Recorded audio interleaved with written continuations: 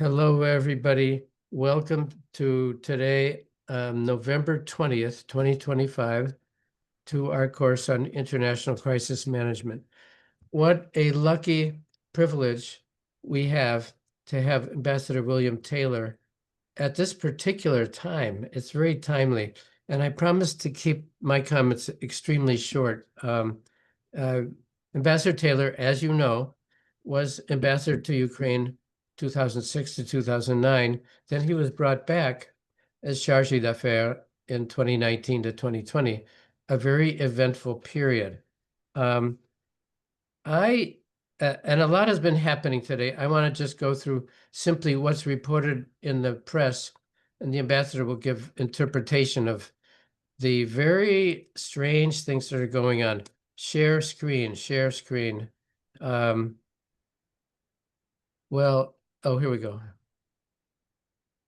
I want to just start by talking about citizens and the important role of citizens in this struggle. A year ago, I had the pleasure of visiting Odessa and some other cities in Ukraine, and I just wanted to show some images of what citizens are doing. Here we are at the center of Alexei Goncharov, who was the Goncharenko. I'm confusing him with an author. Alexei Goncharenko, the ambassador knows him, I'm sure.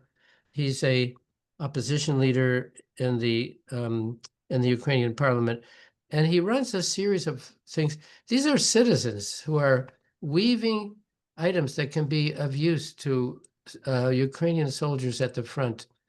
To me, this gives a human face. These are citizens who are giving their time and doing whatever they can do. In this case, they're weaving, they're making items. Frankly, I think this gives them some relief in a situation of great stress. You're truly in a kind of a military setting.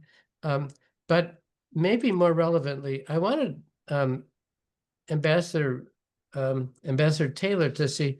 Ambassador Taylor, I know, is familiar with this neighborhood. This is Massachusetts Avenue between American University and Spring Valley. I want Ukrainians on the call to know this is the way Americans think. We sometimes forget. We think that they're getting impatient or they're losing interest. And of course, we don't really know the level of concern, but we know that Americans are truly inclined to be supportive of the Ukrainian cause. Very briefly, and I'm sure everybody has gotten wind of these things, reported initially by Axios, Steve Witkoff, speaking with Kirill Dmitriev, the Russian Federation head of the Sovereign Wealth Fund, spoke yesterday. The media reaction has been largely negative or questioning, I would say.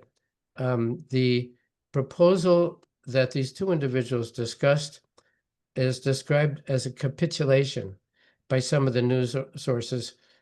We're quite sure that the discussions, which were meant to be discreet and private and back channel, were leaked by the Russian negotiator, Kirill Dmitriev. In addition, Secretary of the Army, Dan Driscoll, is negotiating with President Zelensky in Kiev. I think maybe today, Ambassador. I'm not sure about that. And my question is, where are the diplomats? Secretary Rubio has posted a statement on X, but he doesn't seem to be directly involved in these talks. And we're all quite, Ambassador Taylor is an example of a diplomat who is trained and experienced and who could do a serious job in negotiating. And I'm sure he'll have comments. We think that Steve Witkoff met with President Zelensky in Mar-a-Lago last weekend. All of these things are secret, hush, hush, but they always get out. And I'm not sure whether the negotiators have that intention. Very quickly, The Guardian. U.S. and Russian officials draft plan to end Ukraine war based on capitulation from Kiev. Okay. Politico. Witkoff's back-channel push on Ukraine alarms allies. Lawrence Friedman, who will address our group in early December.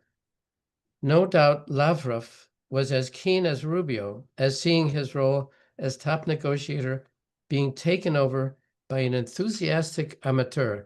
These are not very positive reactions, and I'm eager to hear Ambassador Taylor's reaction. I ask that when we complete this talk today, let's stay on for just a couple more minutes so that I can give you an idea of the sessions that are coming up. Ambassador Dan Fried, former ambassador to Poland, John Arquillo, a professor at the Naval Graduate School in California. Lawrence Friedman himself will join us. Angela Stent, who is a person we often turn to. Now, Ambassador Taylor was ambassador to Ukraine, was also chargé.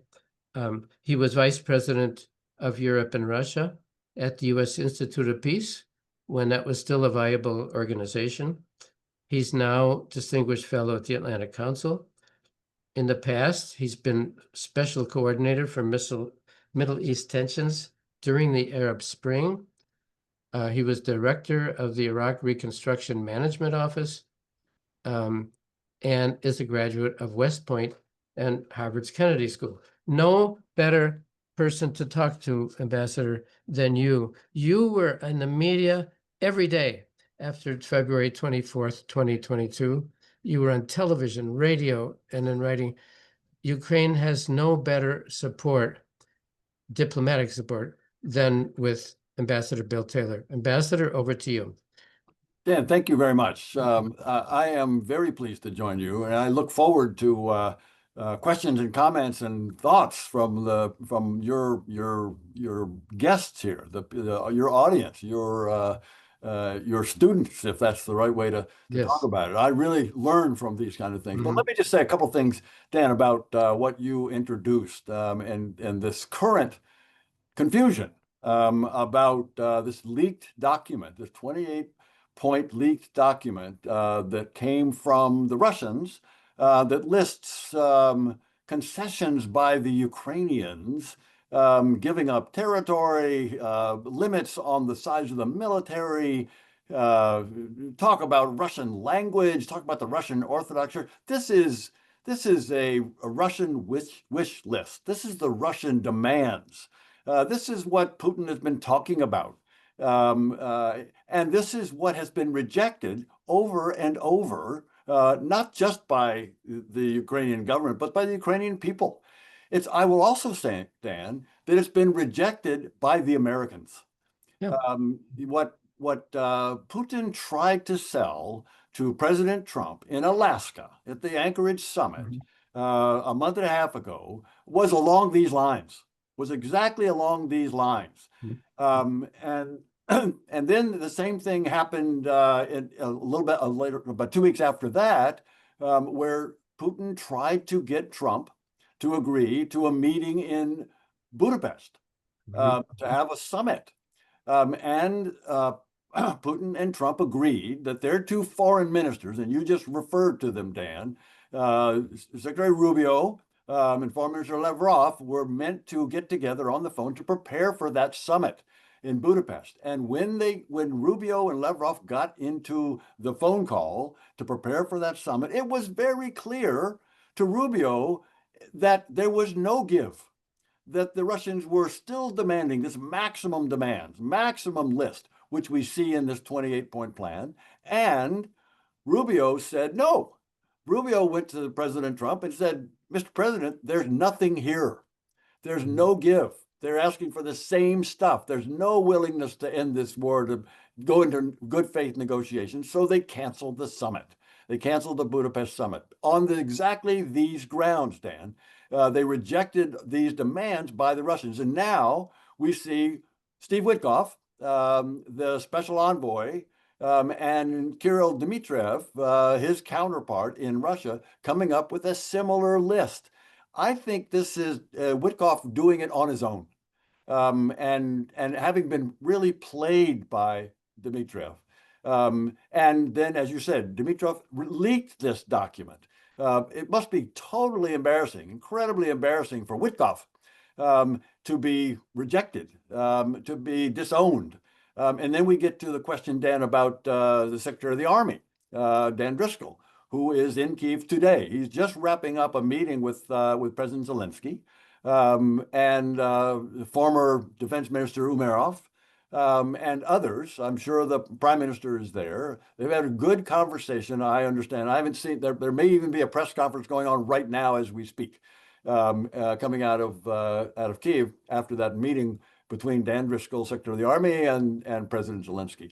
I'll be very interested to hear, because I am sure that President Zelensky has asked Dan Driscoll, Secretary of the Army, what the heck about this 28 or words to that effect? What the heck about this 28-point plan? Zelensky will, I'm sure, say this has been rejected by you Americans. It's been rejected by us Ukrainians. What's going on here? And I imagine that Secretary Driscoll, Secretary of the Army, will have to say, actually, Mr. President, this is not official U.S. government position. I don't know what he's going to say, but I'm sure he's getting that question. And I have to believe that he will reassure President Zelensky that this is not the U.S. government position. Secretary Rubio has indicated more generally that this discussion needs to be broad. This discussion about how to end the war needs to be broad, not just between Witkoff and Dmitriev. This needs to be a discussion among, in particular, and first with Ukrainians. They have to be the driver of this. They have to be the clear lead on these discussions. But they also have to include, these discussions have to include the Europeans. Europeans have strong views about this in support of Ukraine. Europeans understand that Ukraine needs to stop the Russians now. And that support from the Europeans is going to be very clear to President Trump, and it's very clear to Secretary Rubio. All to say, Dan, that I am appalled at this 28-point plan, and I think it's an embarrassment. I think it is not the U.S. government position, and I think we will see this emerge. A more reasonable approach will emerge over the next couple of weeks. That almost sounds like optimism, Ambassador, a more reasonable approach. What's the source of your optimism? Well, you're right. You're right, Dan. I mean, what I think we could see is President Trump do what he's been doing for about the past 2 months. That is putting some pressure on Putin. And I think we could see more pressure on Putin coming from President Trump. President Trump has leverage over Putin. And I think President Trump has figured out what Witkoff hasn't figured out. That is, Putin and Witkoff are playing him. Putin is playing President Trump, and he's figured that out. And that's one indication of that is when Trump put those tough tariffs on the two largest Russian oil companies, Lukoil and Rosneft, that have already had an effect. They've already had an effect of reducing the revenues going into the Russians, which, as we know, is how the Russians finance this war, through selling oil and gas on the world market. And that's starting to squeeze that down. There's more that can be done. There's more that can be done to crack down on this fleet, this shadow fleet that evades these sanctions. There are more sanctions to put on other Russian banks. There's the $300 billion worth of Russian central bank reserves that can be used to provide the Ukrainians with what they need to be able to win this war, prevail in this war. So that's on the economic side. But there's also, President Trump has leverage over Putin in terms of the military side. President Trump has openly considered, and I think is still considering, providing the Ukrainians with these Tomahawk weapons, these Tomahawk long-range cruise missiles. And that would augment what the Ukrainians have been able to do themselves in terms of their own production of these long-range, high-quality cruise missiles, the Flamingo and others. That decision by President Trump clearly spooked Putin. And Putin heard President Trump talking about providing these Tomahawks to the Ukrainians, and Putin got on the phone, tried to talk Trump out of it, and got him to agree to the Budapest summit that I mentioned a minute ago, which then was canceled because there was no indication that the Russians were ready to make any compromises whatsoever. All to say, Dan, that there is a leverage that President Trump has over Putin that could make him realize that he cannot win, that he cannot win. He can't outlast he clearly knows he can't outlast the Ukrainians. The Europeans have been solid. Europeans are now committed to 5% of their GDP for defense, including support for Ukraine. And the Americans are continue to be supportive, even though they're not providing direct money and direct weapons. They are selling weapons to the Europeans to provide to the Ukrainians and selling weapons to the Ukrainians. So all of that said, it's going in the right direction, and there can be pressure if Putin wants to. If Trump wants to use this pressure on Putin, he can do that to force Putin to realize he cannot win. Tomahawks. 10 o'clock in the morning, yes. 2 o'clock in the afternoon, no. 5 o'clock in the afternoon, yes. What are we to make of this? It is, it isn't, it goes back and forth. Do you, I mean, of course, when everybody who's asked what are Trump's intentions, everybody has the same quote, I'm not a psychiatrist. What are we to think of the possibility of, why is this going back and forth, back and forth? There's no good answer, Dan, of course. Yeah. What we know is that the decision maker is Trump. And what we know is Trump has run out of patience with Putin.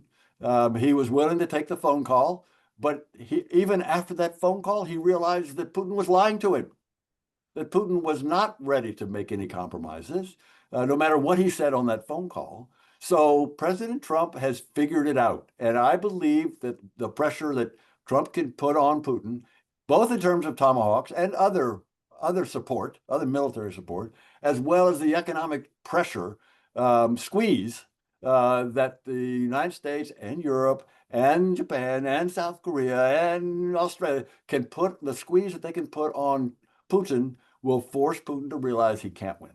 Mm-hmm. Now, we all look at videos, and many of them are emotional and tendentious. And we look at the ones that say the Russian economy is destroyed. We look at other ones that say Putin is surviving somehow because of, I don't know, clandestine selling of oil and what have you. What do you, I see, Ambassador, I detect your, there's a bit of optimism in what you're saying. I love that. I'm so glad. I'd love to know the source of that. You say that the president has leverage, and yet because he changes so often, what makes you think that he will actually use that leverage to the maximum? The leverage is economic and military, correct? Leverage is economic and military and financial. I mean, this 300 billion in frozen Russian central bank reserves is also a source of pressure. And it's a source of pressure because when the Ukrainians get that money, that 300 billion, they're good for 3 years. That means that they are economically viable. They've got funds for 3 years straight with that. So there is that pressure, yes. And why? Again, no one knows. President Trump could change tomorrow. I freely admit that. But I also know, I think everybody on this call knows that President Trump really does want to end this war. He has said that since he was running for president more than a year ago. He said he wants to end the war. He thought he could do it in 24 hours. Obviously, he couldn't do that because it's a hard thing to put that pressure on Putin. But he really does. I think Trump really does want to end this war. He wants to win the Peace Prize. Fine. If he can get Putin to lay down his arms, to stop the fight, and to allow Ukraine to move, the 81% of Ukraine that is not occupied by the Russians, if Trump can get that so it moves into Europe, so it develops its own economy, so it goes back to elections again, it's secure, it's got a security guarantee from the Europeans, backed up by the Americans, to be sure that the Russians don't invade again. If Trump can get all that, fine, Peace Prize. But that is what he has to be shooting for, and that's what keeps him in the game. I mean, say what you will, Trump is still pushing. He's still trying. Sometimes he does good things, sometimes bad things. Witkoff is, not the right person to do this. But now Rubio, I believe, is taking more responsibility on that. Trump and his team are moving on this issue. They want to resolve. They want to stop the war. Trump has said over and over he wants to stop the killing. That's important. And I think that motivates him. And that's why I think he will use the leverage. I wouldn't question anything you're saying, Ambassador. I would just say, I don't have any privileged information. I look at videos, I read The Economist and Axios and all that. When you say move Putin, all of the reports that I've seen suggest that Putin cannot be moved, that he is, there's a phrase that Lawrence Friedman has, it escapes me at the moment, the sense that he's already sacrificed 1 million Russian lives and is perhaps stuck in his own errors. Plus, he's very stubborn. Everything I see indicates that Putin will not move. Please He'll explain. move, Dan. No. He'll move. He'll move. We know he gets spooked. When President Trump put those tariffs on the Indians, on India for buying Russian oil, that spooked Putin. That spooked Putin, and he wanted somehow to get together with Trump, and that's what led to the Anchorage summit.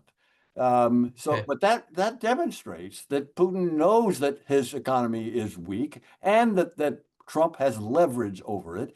Number one. Number two, when Trump was musing out loud about providing Tomahawk weapons to the Ukrainians, that spooked him too. That spooked Putin as well. He panicked and he asked for a phone call. He asked for a phone call that was just one day before President Trump was getting together with President Zelensky. And President Putin was worried that President Trump might provide those weapons. So both on the economic side and on the military side, Putin knows he's vulnerable. And so, yes, he will move. Once it's clear that the United States is going to be consistently supporting, and the Europeans are going to be consistently supporting, and we see the Ukrainians continue to demonstrate that they're so resilient, they're so tough, they're so courageous, they are defending themselves, they're not stopping. Then Putin will stop. You mentioned India. I guess China, wouldn't it be wonderful if China could be persuaded also? Yes. But I guess we haven't quite gotten to that point. Is that correct? Well, it's very interesting about China. I think Putin has to be very worried when he sees President Xi and President Trump talking to each other.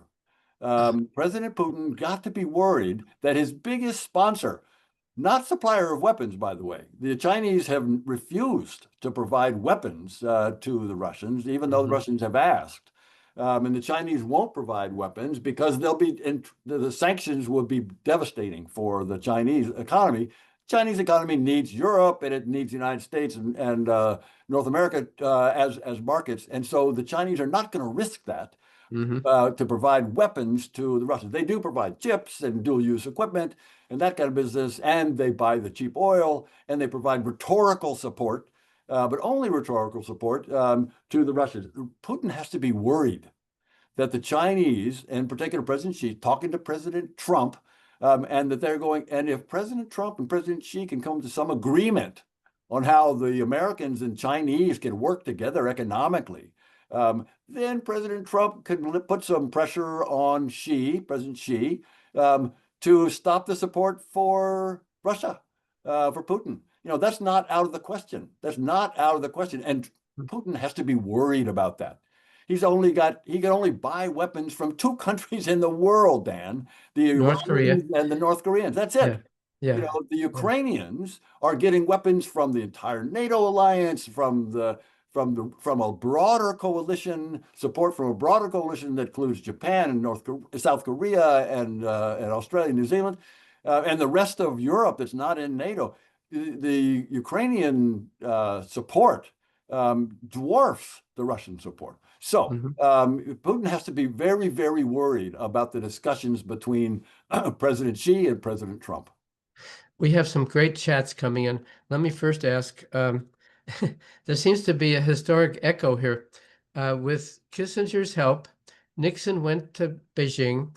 The point of it was to separate China and the Soviet Union. Are we seeing that being replayed in the current effort to peel China away from, the eternal friendship that was declared?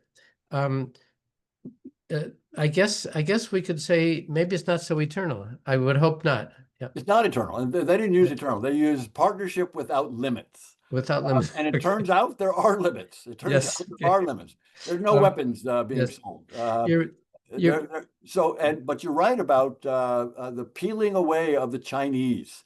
If the Chinese could support peace, if the Chinese could support a ceasefire, if the Chinese could push the Russians to stop this crazy war, this unjustified war, this illegal war, the Chinese actually support sovereignty, the principle of sovereignty. Putin obviously doesn't.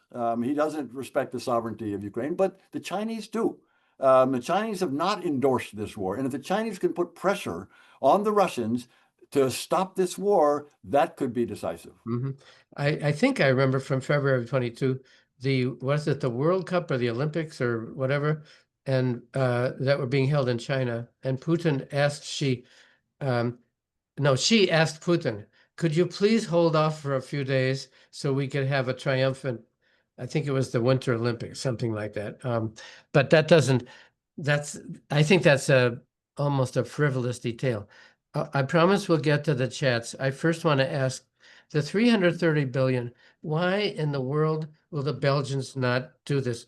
Ursula von der Leyen, in her brilliant equation, says, give that to Ukraine as a loan to be repaid when Russia pays reparations, which is it's a funny formula, but kind of brilliant, is it not, It's a Ambassador? brilliant formula, and it will eventually happen. I hope sooner rather than later. It is the right way to go. The Russians ought to pay for the Ukrainian weapons. The Russians ought to pay for reconstruction. The Russians caused all this damage. They should pay for it. And there's 300 and some billion dollars in European, some American, some Japanese, some British banks that could go to that. And von der Leyen is looking for a way, and I think is very close to a way to get the Belgians to be comfortable. The Belgians don't want to bear their only risk. They're worried, oh, if we allow this to happen, that the Russians might be angry with us, and the Russians might take it out on us. And so they want some risk sharing. And I think the Europeans, the EU, will come up with a way to do that. This will happen. This will happen, Dan. I don't mean to be snarky. I don't know when Belgians have ever been comfortable, but we'll just take it at that. And I think it kind of depends on Belgium, I guess. Let's go to some of these wonderful chats that have come in. Anybody, I invite you to unmute everybody. I've explained to the ambassador that some of you are on cell phones and cannot unmute because of electricity issues. Some of these are a bit long. Let me just try to read some. Here's Tatiana Mikolajczyk, who writes from Malta, of all places. Thank you for your position. For many Ukrainians, this recently proposed peace plan, drafted without Ukraine's participation, feels like a bad dream or just a history repeating itself. How do you assess the prospects for a diplomatic settlement if Russia continues to push forward conditions that are fundamentally unacceptable? I think you've sort of answered this, but it's worth addressing Tatiana's question. What, in your view, are the most significant changes in Ukrainian society and statehood? That's the second question, sorry. The changes that you have seen over the past 2 decades. Let's take the first question first. How do you assess diplomatic settlement if Russia just pushes and pushes and pushes? I think you've said there will be a breaking point. There will be a turning point. But do you have anything further you'd like to say to Tatiana to address her question? Yeah, as I've said, I don't think Ukrainians should be too worried about this new plan, this purported plan. It's not the U.S. government position at this point. I think you're going to hear Secretary Driscoll disavow it. I think you hear Secretary of State Marco Rubio disavow it. It is clearly a Russian wish list that has been rejected not just by the Ukrainians, but also by the Americans and by the Europeans. So I want to reassure you that this is one American without any support off on his own. So that's number one. Number two, the question about a diplomatic settlement. I'm not optimistic about a diplomatic settlement because it's the two sides, the Russians and the Ukrainians, have mutually exclusive positions. The Russians have said, Putin has said over and over what he wants. He wants to eliminate Ukraine. He wants Ukraine to capitulate, to surrender. He wants to eliminate Ukraine as a sovereign nation. And that's the one side. That's what the Russians want. That's what Putin wants. And on the other side, the Ukrainians just want to be sovereign. They want to live. They want to exist. They want to be a European nation. There's no overlap between those two. So I don't see a diplomatic solution to this. And so the historical example of that is North Korea, South Korea. There's no peace agreement between the North Koreans and South Koreans, and yet the South Koreans have gone about the business of making a good economy, developing their diplomatic relations and their security, their democracy, such as it is, and they haven't needed an actual agreement, peace agreement. What they've needed is the cessation of hostilities, which they got. And that's what we should be shooting for. Not necessarily a big peace agreement, because I don't see it. There's no overlap between that. But I think we can force the Russians to stop fighting. And I've said again that the pressure on Putin to make him realize that he cannot win, that's the way to go. I would boldly ask our Ukrainian colleagues today, when we've heard several times in public, North Korea, South Korea. I'm guessing that this is not acceptable to Ukrainians because it would imply that the Donbass, the equivalent of North Korea, would be lost de facto. I'll tell you, Dan. No, here's what I would say to that, and they're right. They're right about that. And there's a different historical analogy when you're talking about Donbass and Crimea, and that is East Germany, West Germany. So after World War II, Germany was divided into East and West. The West Germans never gave up the expectation, the hope, the expectation, the plan that they would be united again with East Germany, even though they knew that the Soviet Union dominated East Germany, and they never gave up. And sure enough, they got it back. The West Germans got it back. And it's the same kind of thing for the Ukrainians. That is, the Ukrainians can acknowledge, like the West Germans did, the Ukrainians can acknowledge that the Russians are illegally occupying 19% of their country, 19%, including Donbass and Crimea. They will also be sure, the Ukrainians will be sure that someday they'll get that 19% back. Someday they will reclaim their legal boundaries, the 1991 borders, just like the West Germans got back East Germany. The West Germans, by the way, in order to get into NATO, promised NATO that the West Germans, would not try to take back East Germany by force. And I can imagine that the Ukrainians would make the same commitment, that they would say, okay, the Russians are in 19% of our country, Donbass and Crimea, and we will not try to take it back by force. We want to get into NATO, like the West Germans did. We want to have that 81% of our country get into the European Union and resume political activities, have elections, develop our economy, all of these things that a normal sovereign nation can do. That 81% of Ukraine can do that, will be able to do that, like the West Germans did. And that 81% of Ukraine can say, we're going to get back that other 19, that last 19. Someday we will get it back. But for now, we're going to develop our own economy, just like the West Germans did and like the South Koreans did. This is very hopeful. This is the most hopeful analysis I've heard in weeks. So think rather of the two Germanys rather than the two Koreas. So we need Helmut Kohl back, don't we? We need somebody like, could Zelensky be a Helmut Kohl? We don't know. We don't know. let's see. Oh, something you said about, I was astonished when you said maybe a diplomatic solution might not be the way to go. I have heard, I forget the source, that it's possible that the two militaries on the battlefield might begin to communicate, because we can assume that the Russian soldiers are very unhappy at what they're being demanded, of the demands being made on them. Is it possible that there could be military to military discussions excluding the heads of state? Is there any chance of that? No. Okay, I I take don't that as know, a no. John. Yeah, okay. I don't know about Okay. that. That's even more wishful thinking. Okay, let's go. And then Tatiana's second question was, since you've been looking and dealing with Ukraine, clearly you love Ukraine, Ambassador. What changes have you seen over the decades? I think implicit in that question is, we used to have an image of Ukraine as being mired in corruption and dysfunction, and this war has galvanized, I think, the Ukrainian people. We've seen the removal of two ministers who are accused of being deeply involved in corruption. Um, how how do you see? You've seen it over the years. I What have. changes do you So see? yeah. So yeah, I was here. I was in Ukraine 2006, 2009. And at that time, many people on this call will remember that because Ukraine's a real democracy and real democracies have debates and have arguments and have disagreements, because Ukraine is a real democracy, it had arguments and disagreements about which direction to take the country.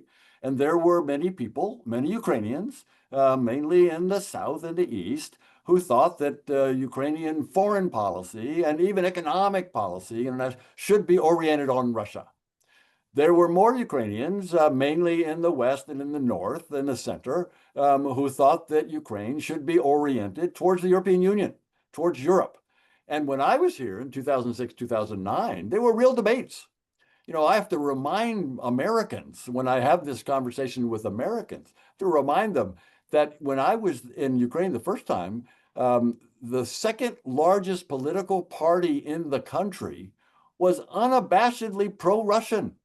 The Party of Regions was unabashedly, they were not embarrassed to say they were pro-Russian. And now, talk about changes, Tatiana, you will know this better than I, but now you don't find anyone who wants to be associated with Russia. Ukrainians won't even speak Russian in the streets. Some Ukrainians may speak Russian at home, but they won't speak Russian in public. Because it's the language of the enemy. There's a enormous change that I've seen in Ukrainians in support of the Ukrainian nation, the Ukrainian sovereignty, the Ukrainian history, the Ukrainian language, the Ukrainian heroes, Ukrainian culture, Ukrainian literature. There's been incredible consolidation of Ukraineness and pride in Ukraine and resistance to the Russians. Not just resistance, frankly. It's been hatred. It's developed into hatred for the Russians, but what they've done to Ukraine, what they've done to Ukrainians. It is terrible. It is horrible, and it will live for generations. Sad to say, it will live for generations. So the big change, Tatiana, that I've seen. I'd love to hear your thoughts and thoughts of other Ukrainians on this call about how they would answer this question, but that's how I would answer. You may have seen Ambassador Tatiana posted a happy emoji, and I think that indicates her answer to you, that she thanks you for thinking that way, and I believe she shares your point of view. I believe she's on a cell phone and cannot unmute. Tatiana, if you have some chance to unmute, we'd love to hear from you. Here's a somewhat long, intriguing and detailed text from Gleb Dolyanovsky. Let me see if I can read this quickly, and it has to do with the relative expense. Russia, I think Gleb is saying here, Russia has the resources that it has. It can conduct this war because it's devoted all of its money into the war machine. It's less of a sacrifice. I don't mean to put words in Gleb's mouth, but whereas from the Ukrainian side, there's a greater percentage of the budget, which is limited, which can go into the war. Let me try to read briefly what he writes. During the Security Forum in Munich this summer, Mark Rutte confirmed that Russia overproduces combined NATO military production by a factor of 4. All of NATO. That's amazing. Putin says, as far as we can believe his words, that in terms of ballistic, hypersonic, and other missiles, Russia outproduces Ukraine by a factor of 10. Even if we take drones, where Ukraine has had some advantage, in which the failed Russian invasion and the sacrifice of 120,000 personnel in February 22, and many more since then. And now things are different, says Gleb. Russia is the biggest producer of drones of all sorts in the world, and now Russia spends only 8% of their GDP per year, and Ukraine spends 39%. This is a stark contrast. To compare the Soviet Union in the 70s, which spent 40% of its GDP. So how can we assume that they still have lots of potential in increasing? Which is the real leverage compared to the 300 billions, which Brussels is not ready to utilize until all the EU states agree to share responsibility. Does that question come through, Ambassador? I think the idea is there seems to be a vast potential in Russia because it's so oriented only to the military. It has, compared to NATO countries, is spending much more. I think, and Gleb, you're very welcome to unmute if you'd like to comment on this. The final sentence here is, which is the real leverage compared to the 300 billions, which Brussels is not ready to utilize until all EU states agree to share responsibility financially if Russia applies to the courts against Belgium for seizing frozen funds. That's a very complex question. Does it come through, Ambassador? And if not, Gleb, can you unmute and tell us, what are you driving at here, Gleb? I think Gleb is giving us a cold shower, which we may need to have. He sent a note. He sent a note, says you can't speak. But let me just address this. Yeah. The Europeans, the EU, Ursula von der Leyen is working very hard, and I think will succeed in coming up with a formula that will address the Belgian concern. The Belgian concern is not frivolous. I mean, Right. they've got a legitimate concern that they want the European Union and the member states of the European Union to share the risk, and that's okay. That's fine, and I think von der Leyen will come up with a way to share the risk. I am confident that she will be able to, and that the EU and the Commission will be able to come up with an idea, a solution that will allow the Europeans to use that. Their portion is about 190 billion. And then there's some additional money, of course, in the UK and the United States and Japan and Canada that gets it up to the higher number.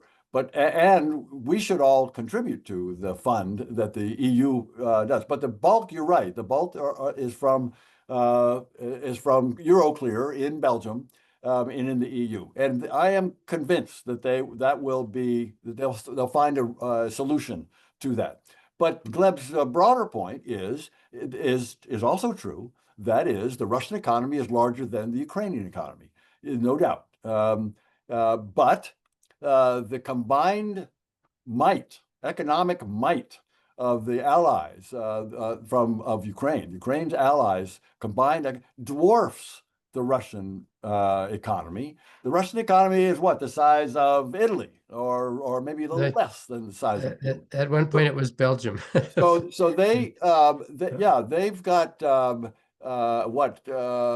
some 8% of a small GDP, whereas the Ukrainians are spending what, 30 or 40%, some even say as high as 50% of its GDP. But Ukraine has the massive support of the Europeans and of the United States and of Japan on its side. Now, it has to be mobilized. I mean, that potential, that economic potential of the West is, dwarfs the economic potential that the Russians have access to, but it has to be mobilized. And that's beginning to happen. That mobilization is beginning to happen in Europe and in the United States. We have learned, the United States has learned that our defense industrial base needs to be expanded again. I mean, we expanded in World War II, and it's gone down since then. We need to crank it back up. The Europeans have come to the same conclusion. The Europeans have committed to spending 5% of their GDP. That's a big number, by the way. 5% of Europe, of the EU, of the NATO GDP is a very large number. It dwarfs what the Russians can put together. So when you look at the potential, I'd rather be on the Ukrainian side than the Russian side. Yes. And President Zelensky has said NATO needs Ukraine more than Ukraine needs NATO. I'm sure there's some truth to that. The incredible quick advance in technology in Ukraine, drone and other technologies. This would benefit NATO, wouldn't it, Ambassador? Of course. Yeah. Of course it would. Yeah. NATO would be much better off, would be much stronger, would be able to perform its mission. NATO's mission is to defend NATO nations, member states from the Russians. That's its mission. Ukraine knows how to do that. Ukraine's been doing that for 3.5 years. Actually, 1,366 days, the Ukrainians have been fighting the Russians and holding them off. And that nation, the Ukrainian nation, with that kind of experience, with that kind of military, that kind of capability, would be a big benefit for NATO. So NATO should definitely move quickly to get Ukraine into it, and the United States should come around to that position as well. Does NATO have a provision that does not look kindly on admitting nations that are in a state of war? Is that not the case? Well, it's not. No, there's nothing in the Washington Treaty that says that. But it is. But it is certainly true that the fighting would have to stop before Ukraine could get in NATO. Because if Ukraine were to join NATO while still at war, that would mean the whole NATO nation, the whole NATO organization, member states would be in a state of war. Yes. So the war has to stop. Again, I don't think there has to be a treaty. There probably won't be a treaty, but if it does stop, it's again like the West German, East German case. The West Germans, there was not fighting going on, but they had a disputed boundary, a disputed territory, and they got in NATO. They got in NATO in 1954, even though they were still divided. So there's no prohibition against Ukraine joining. The fighting has to stop in order for that to happen. By the way, we haven't talked about one step down from NATO, which is this coalition of the willing that the Europeans are talking about. The Europeans are serious about, in particular, the French and the Brits are serious about putting their soldiers into Ukraine to defend Ukraine from another Russian attack after the fighting stops.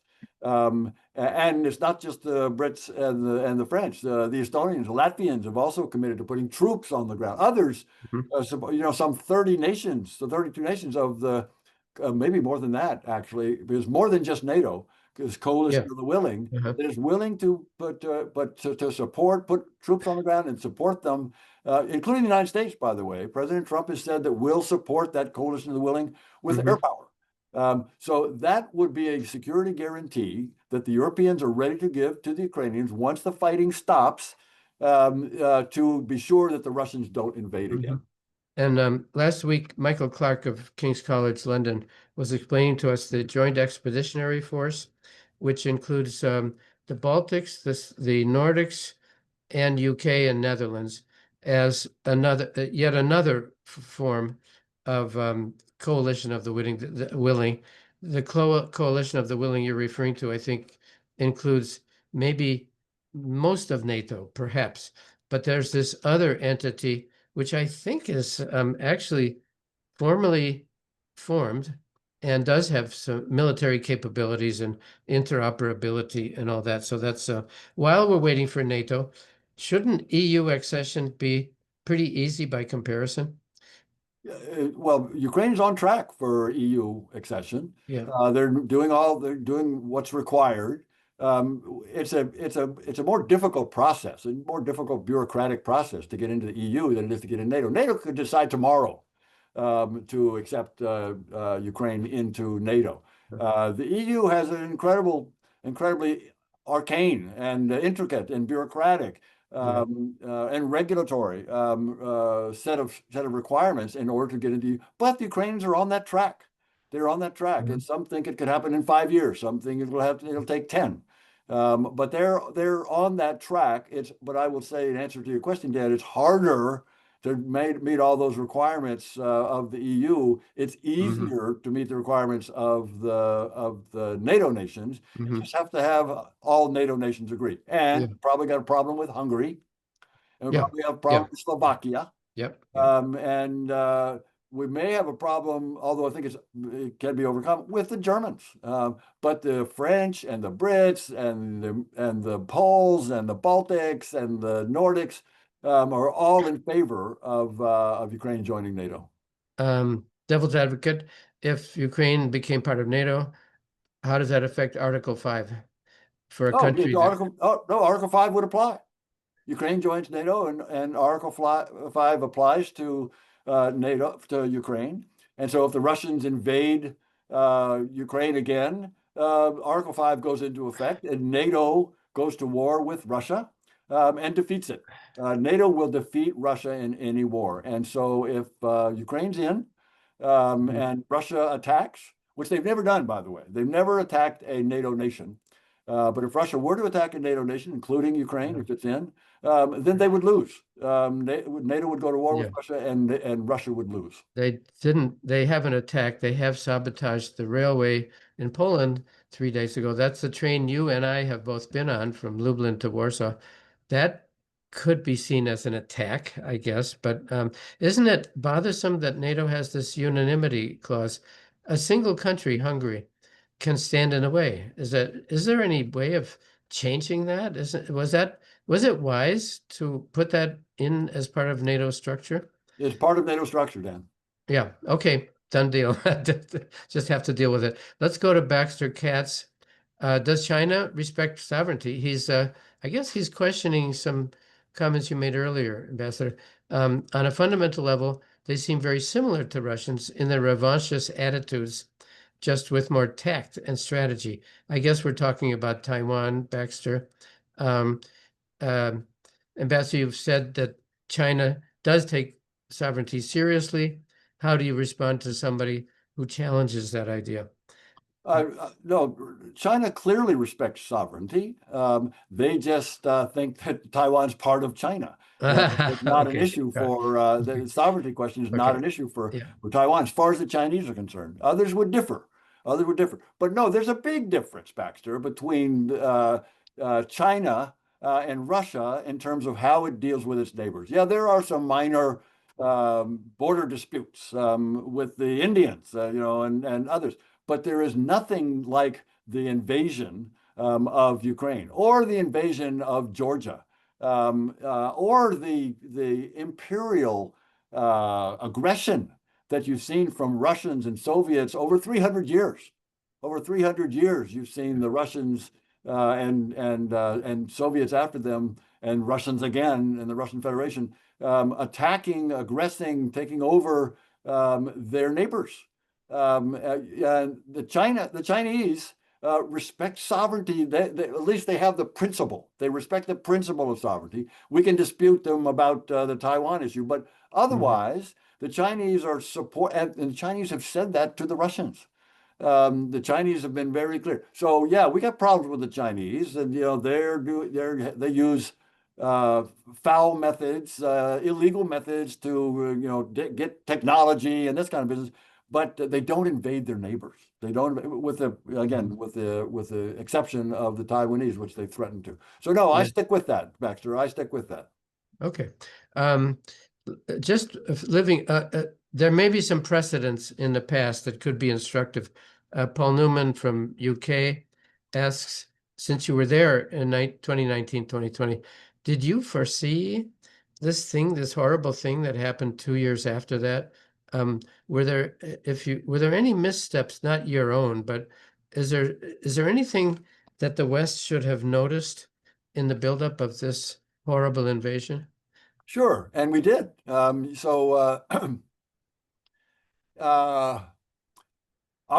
CIA, and not just Yeah, CIA, but our intelligence agencies had pretty good indication in the fall of 2021 yeah, what the Russians had in mind.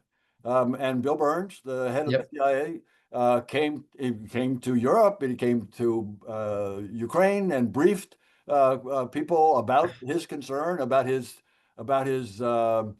strong prediction that the Russians were about to invade. And some people in Ukraine took it seriously, like some of the military. And it's a good thing they did. The Ukrainian military dispersed some of their forces. The Ukrainian military made some very foreseeing, very, very smart decisions to reinforce Hostomel and to be ready for an attack on that airbase north of Kyiv, which again Bill Burns briefed on.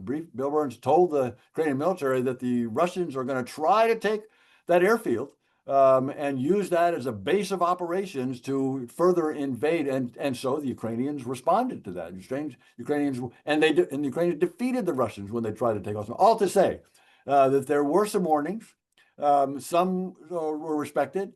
No one wanted to believe that the Russians would really do this. Our intelligence was pretty sure that they were going to do this, but no one wanted to believe it. The Europeans were saying, Paul, not the Brits, but the French, the Germans were saying, the Americans are saying that the Russians are going to invade. They're not going to invade. This is the Americans. They're making a mistake. And Lavrov, the Russian foreign minister, he was dismissive. He was mocking the Americans. He said, "Invade? We're not going to invade. The Americans are hysterical. yes, We were never going to invade." This is to say that there were warnings, but in terms of who is at fault here, it's no question. There's only right. one man responsible for the decision to invade Ukraine, and that's Vladimir Putin. Yeah, And he is a war criminal for that. He's a war criminal for abducting Ukrainian children, but he's also a war criminal for the crime of aggression against his neighbor. And there's only one person responsibility, and that's Vladimir Putin. And Lavrov's statement, incredibly, I think it was February 21st, that he said, ridiculous. Meanwhile, they had 500,000 troops right at the border. Was it not remarkable, Ambassador, that the CIA, I think Bill Burns, very inspired what he did and very irregular for the CIA to very publicly say, you say they briefed European leaders, but I believe there were also public statements saying, we know what you're doing.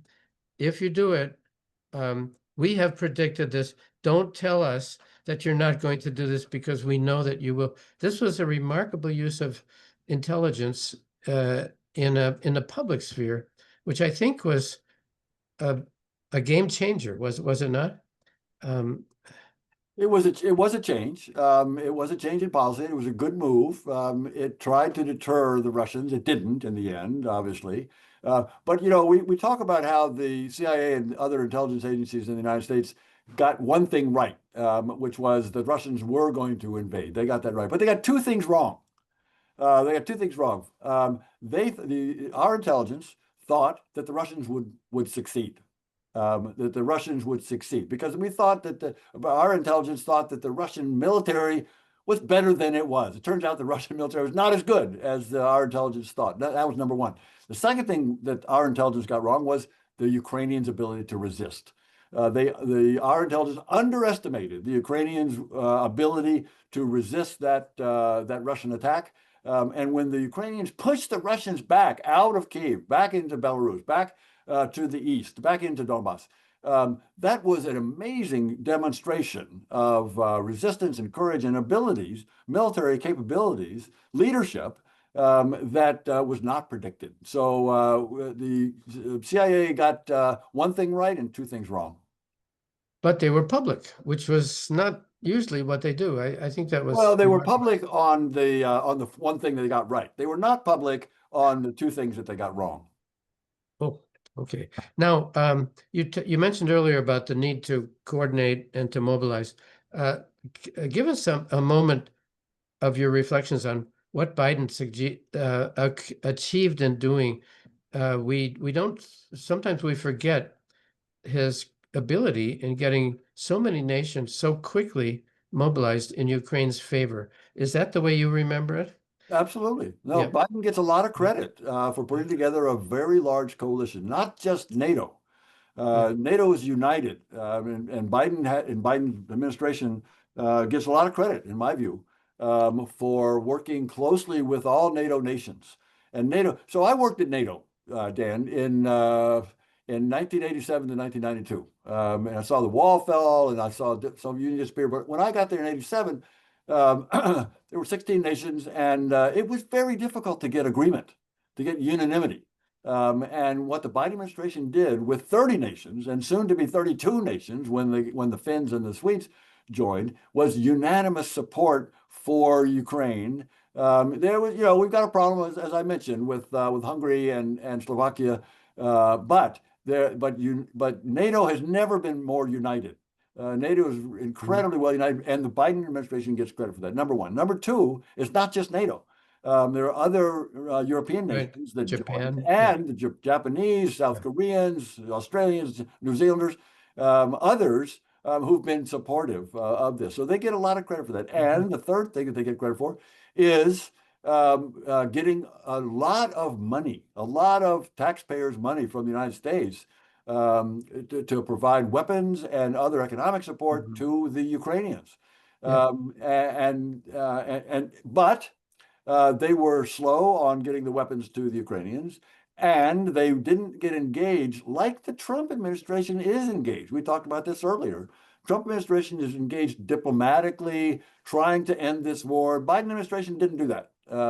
They tried to provide Ukrainians with what they needed, but they didn't get engaged. They didn't get involved in trying to get people to sit down and agree. The Trump folks may not succeed in that, but they are certainly trying to do that. Some people criticize the Biden administration for being incremental, saying, here's some weapons, please don't go beyond your borders. Here's some more weapons, you can go 50 kilometers. Should it have been more fulsome from the beginning? Yeah, absolutely. Okay. And a side question, Ambassador Markarova, I believe, was a remarkable advocate for the Ukrainian cause, and I believe she was on Capitol Hill probably every day. Remember the 54 billion that kept not coming. I know she was working very hard. I'm guessing that you were in frequent contact with her. What is your evaluation of Ambassador Markarova's her period of being ambassador? She's now recently departed. There's a new ambassador. It seemed to me that she was hyperactive and rather effective. Was that your impression? Absolutely. She was a great ambassador. I met her when I was in Ukraine in 2019, 2020. She was the Minister of Finance. Right. And she did a brilliant job as that. She's then did a brilliant job as ambassador, very active. People love to hear her and see her defending Ukraine, and she was a strong proponent and a strong debater and a strong. She gave great arguments on why the United States should be supporting Ukraine, and we did by and large. She was very successful on this. Ambassador Stefanishina has taken her place, and she's doing a great job as well. And she is working to keep that support up. So we've had good ambassadors from Ukraine to the United States. Daria Chladka in Ukraine asks about the northern countries of NATO. They tend to show greater concern and commitment, both financially and militarily, towards supporting Ukraine compared to many of the southern members, which is understandable. I think there's some exceptions there. I think Italy, Romania have been supportive. But how should the West as a whole mobilize its collective potential to ensure a more balanced and effective long-term support strategy? Is it true that the northern countries are more supportive than the southern countries? Yeah.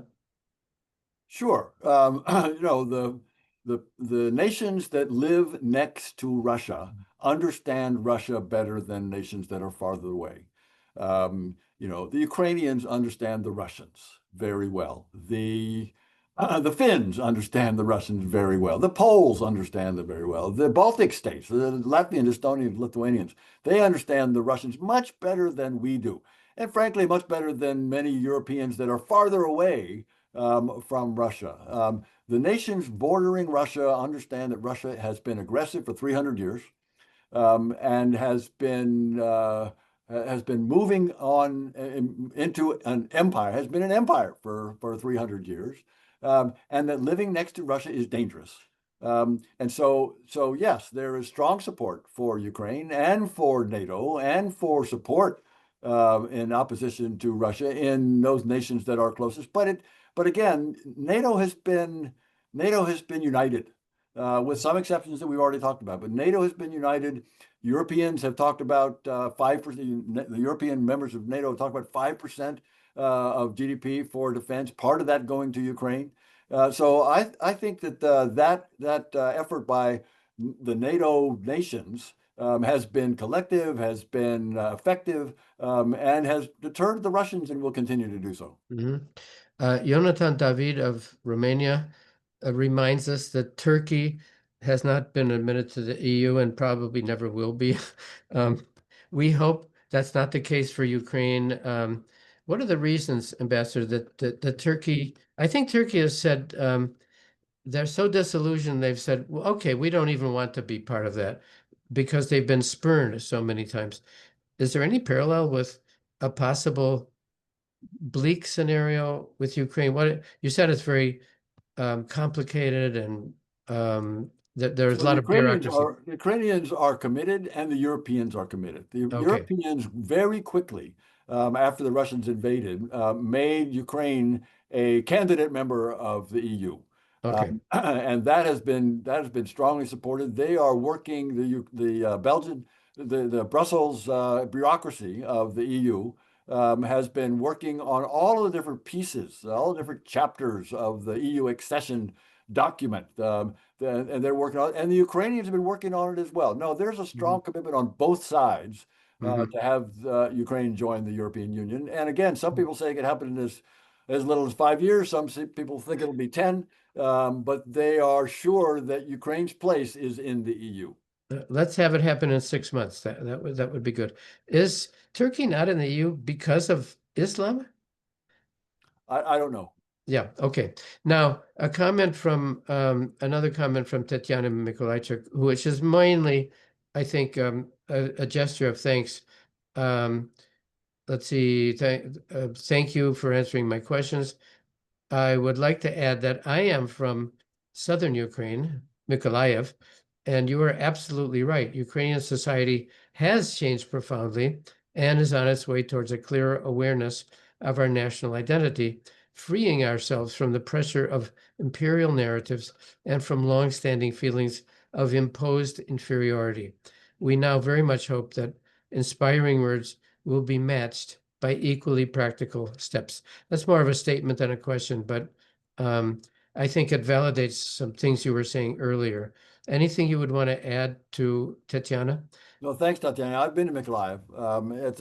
And I have seen the changes. I've also been to Kherson, right next door, and the changes in both are dramatic and strong Ukrainian sentiment in both cities and in all of Ukraine at this point. So yeah, thank you, Tatiana.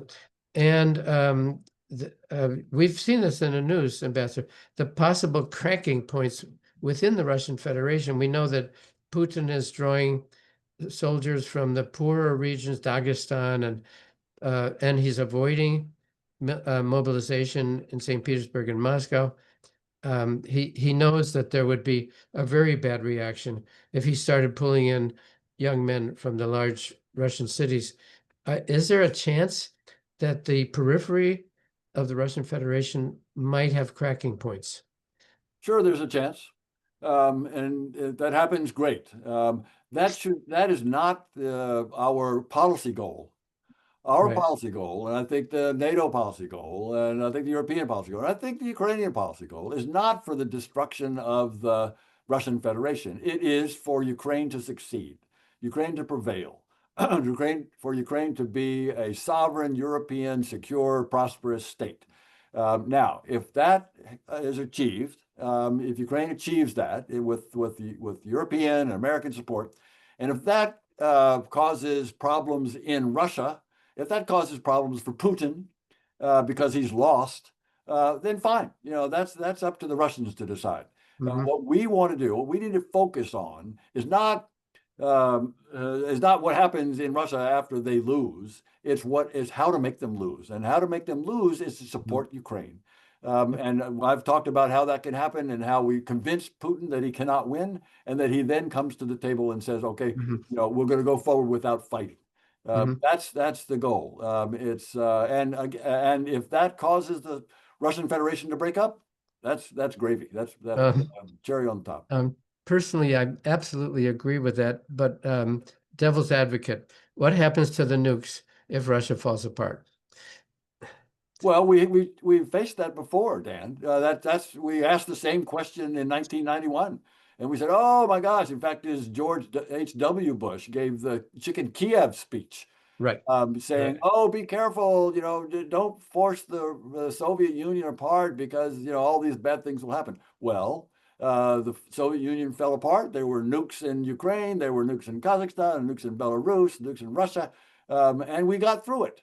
Everybody understands the Budapest Memorandum was a disaster in retrospect, because the Russians violated it. But nonetheless, the sky didn't fall when the Mhm. Soviet Union disappeared. The sky won't fall when the Mhm. Russian Federation disappears. And according to Strobe Talbot, the Chicken Kiev speech was a kind of an opaque understanding between Bush and Gorbachev, who had met previous to them both becoming heads of state, when they agreed, apparently, um, very privately, I will say bad things about you because I have to return to my constituency in the United States. And Gorbachev, according to Strobe Talbot, said the same thing.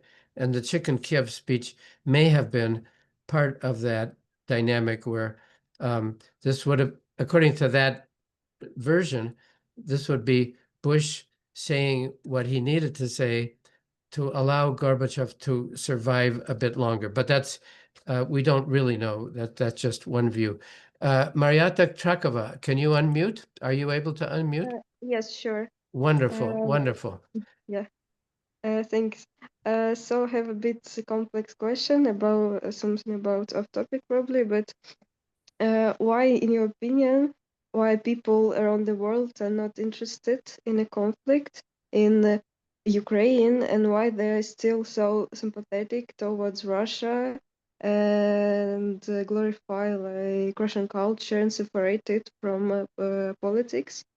Compared to Israel and Palestine, this conflict is discussed like around the world so much, and even people who are not interested in world affairs take such an active stance on this conflict. And why do these people condemn everything about Israel, but do not do the same to like Russia and Um, everything? What do you think about it? Well, thank you. And let me add that Americans certainly seem to concentrate on a maximum of two things at a time. They don't seem to be inclined to be considering the complexities. We're well known as a people, of being not inclined towards complexity. Mhm. Ambassador, your response to that? Uh, So, Marietta, there's a lot of support, as I've indicated, a lot of support for Ukraine in the United States. And you're asking about kind of the rest of the world. I can't speak for the rest of the world. And I don't think that the rest of the world wants to see one big nation with nuclear weapons invade a smaller nation without nuclear weapons. I don't care what the governments of these nations say, and they don't want to see that. That's not a world that they want to live in. When their big neighbor, with or without nuclear weapons, but even worse, if the big neighbor has nuclear weapons, they don't want to see that big neighbor being given the green light to invade them. No nation wants to see that. Nations do support sovereignty principle. That's why they joined the UN. So there is no attraction for the rest of the world for Russia for the aggression against Ukraine. There's no attraction for Russia in terms of its political model. Of the oppression of the Russian people that people tell me is worse than in Soviet times, as bad as in Soviet times. So there's nothing attractive about the Russians, and there's nothing that nations really don't want to see the principle that one nation can invade the other. They don't want to see that. So I think that in the end, they will understand exactly what we're talking about here in terms of Russian aggression. When the Soviet Union ceased to exist and the Russian Federation took its place, did we make a big mistake by admitting that new country into the UN Security Council? Yes. Thank you. Thank you. Listen, this is really inspiring. I point out to everybody on the call, Ambassador Taylor knows more about this topic than any other American, I think. I have detected a sense of optimism, or let's just say possibilities, which frankly I did not quite understand before this discussion today. Let me ask you, I think in ways of, in terms of concluding, Ambassador, what does your work consist of these days, and what do you hope to achieve through your work in the Atlantic Council? So I'm able to focus almost entirely on Ukraine because I think Ukraine is the most important issue for the United States and for the West right now. I think it's more important. I think the defeat of Russia in Ukraine is more important than our conflict with China. I think this is really important. So what I'm able to do is go back and forth to Ukraine to hear Ukrainians, to understand what's going on there. I'll be there in another 2 weeks. I was 2 weeks in Ukraine in September for my 11th trip to Ukraine since the big war started. And right after Thanksgiving here, I'll be back in Ukraine for a 12th trip. And it's in order to, in answer to your question, it's in order to understand what's going on there.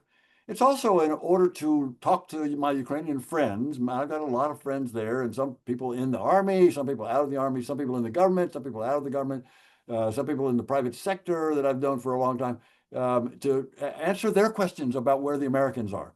And what the goal is for me, and not just me, there are a lot of people doing what I'm doing, a lot of the Atlantic Council, but others as well, who are convinced that it's important for the United States to support Ukraine because it's important for Ukraine to succeed, to prevail. And that's what I've been doing, and I am sure that we will be successful in that. That is, the Ukrainians will be successful in this, and they will stop the Russians, and they will go on to be a very successful member of the European Union, and at some point be a very successful member of NATO for all the reasons that we've talked about. So that's the goal, Dan.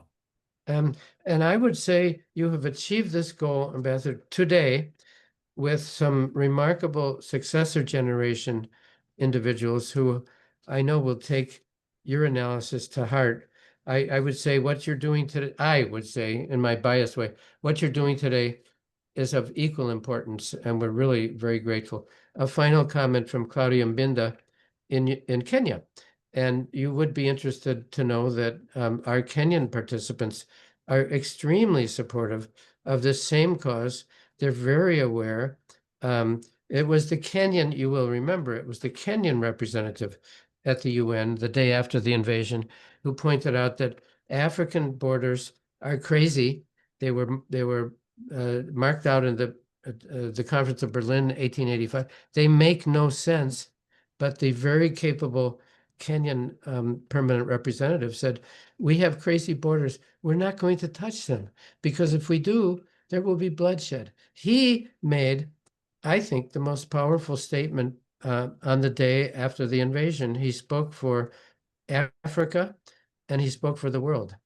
And here comes a final very nice comment from Japhet, also from Africa. Our prayers and best wishes for our Ukraine brothers and sisters. May the war soon end. I think that's a great conclusion to a wonderful discussion. Ambassador Taylor, Счастливого пути. Sorry, I should have said it in Ukrainian, but good Godspeed in your trips and in your efforts.